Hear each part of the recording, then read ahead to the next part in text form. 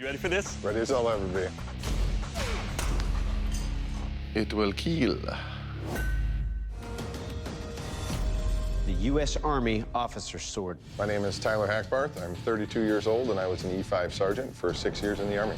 I think fast, react quickly, and my ability to do a lot of different techniques, I think, is going to give me an edge above the other Smiths. The U.S. Army Officer's Saber has adorned the dress uniforms of the top brass for over a century, but its predecessors are as old as America itself. Since the establishment of the First Continental Army by the Second Continental Congress in June of 1775, American officers have been carrying their swords into battle. As firearms slowly replaced swords in combat, the ceremonial officer's saber was unveiled in 1902. Though shorter and more delicately curved, this highly decorated weapon descends from the fierce battle swords of the U.S. cavalry. Today, the Army officer's saber remains a crowd pleaser at military ceremonies, weddings, and parades. The U.S. Naval Officer's Sword. My name is Lee Crawford. I was an operations specialist, second class in the Navy. I was in a bad accident in 2015 where I was burnt over 30% of my body. I was diagnosed with PTSD and an aversion to fire that I had to overcome, and bladesmithing helped me do that. For over 250 years, the United States Naval Officer's Sword has been a distinguished and integral piece of uniform for Navy personnel. Both ornate and functional, the weapon is often engraved and features a lightweight straight blade that was key for melee combat aboard crowded vessels. Its sleek design was also instrumental in defense, featuring a knuckle bow guard to cover the hand. Although the officer's sword underwent several design changes and was eventually suspended from combat operations, it is still worn in ceremonies as a symbol of naval authority.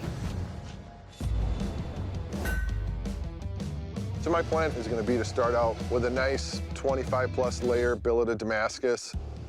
The Damascus is a risk, but as long as my blade does perform as I expect it to, my Damascus is going to be that thing that puts me over the top. I've got my stack of 1084 right here. Then I've got my stack of 15 N20 here.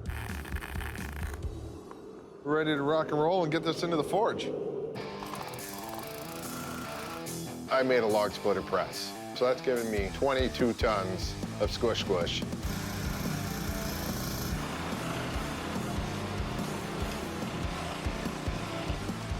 Probably cut this into about 4 bars, which will put us at 108 layers restacked. Then we'll get them over to the welder.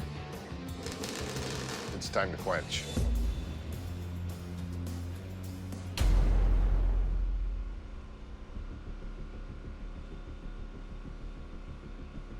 Got a real slight warp in the end. I think that's something I can grind out. The file skates.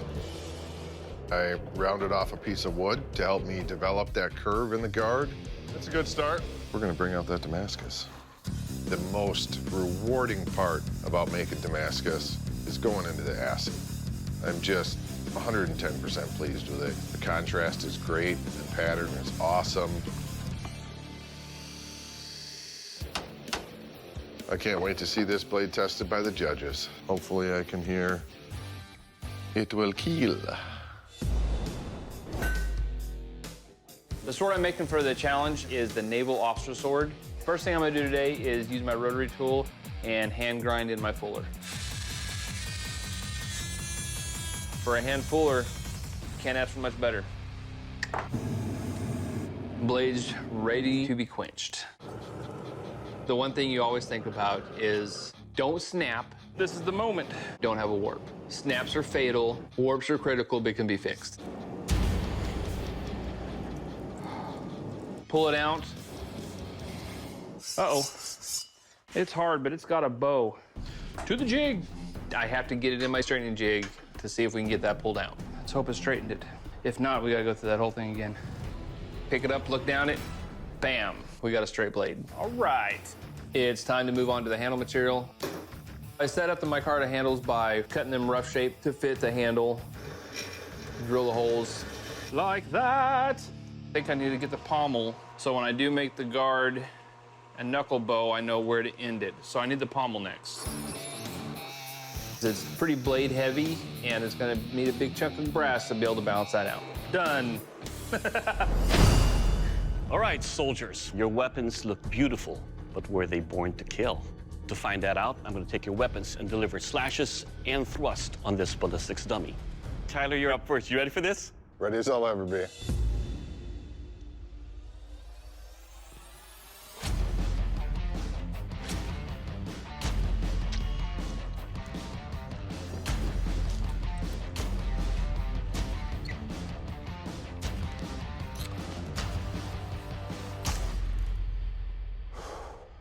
You need those teeth. Alas, poor Yurik, I knew him well. All right, Tyler, this edge is sharp. I mean, just pulling out of that, look how deeply it cut this ballistics dummy. Now, in cutting the spine and the jaw, it took a little bit of glinting, but no major chips, stayed straight, and most of all, it will kill. Thank you. All right, Lee, it's your turn. You ready? Yes, sir. Let's do this.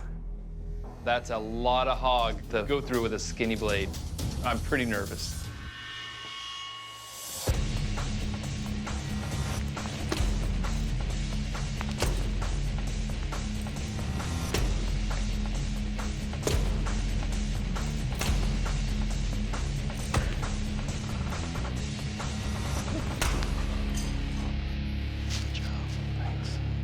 All right, Lee. The handle construction is comfortable. Your edge, not one single glint or rolling. Your tip punctures and cuts on the way out. And overall, sir, it will kill. Yes. Bladesmiths, welcome to the strength test. To test the strength of your blade and the overall construction of your sabers, I'm going to beat them violently into these helmets like they were being worn by my mortal enemy. Now, I'm not really concerned about what your saber does to the helmets or the dummy. I want to see what the helmet and dummy are going to do to your sabers. Tyler, you're going to go first. You ready? Yep. Furman's blade takes a bend, and mine could be next, could go anywhere. I don't know what's going to happen.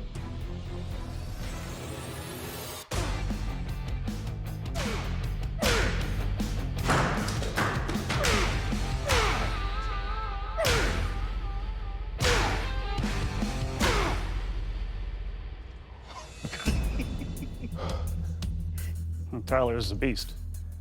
You got some chipping on the edge, where I can catch my nail on. I don't see any pulls or delaminations in your steel. It's still in one piece. It's still sharp. Good job. Thank you. Awesome, dude. All right, gentlemen, it's time for the strength test, the dreaded flex test. For the test the strength of your blade, I'll be bending it in both directions up to that red point. You ready for this? Yes, sir. This is the strength test. This is what is really gonna push our blades. It's a sink or swim moment.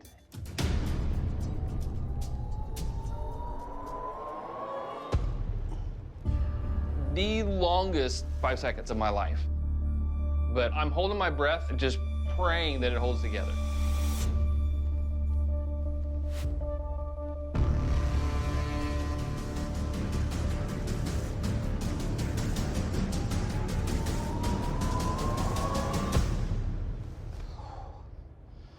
Nice job, Lane. That blade is still the same shape it started it. That's impressive. Thank you, sir. Really good. Forged in Fire, War of Weapons.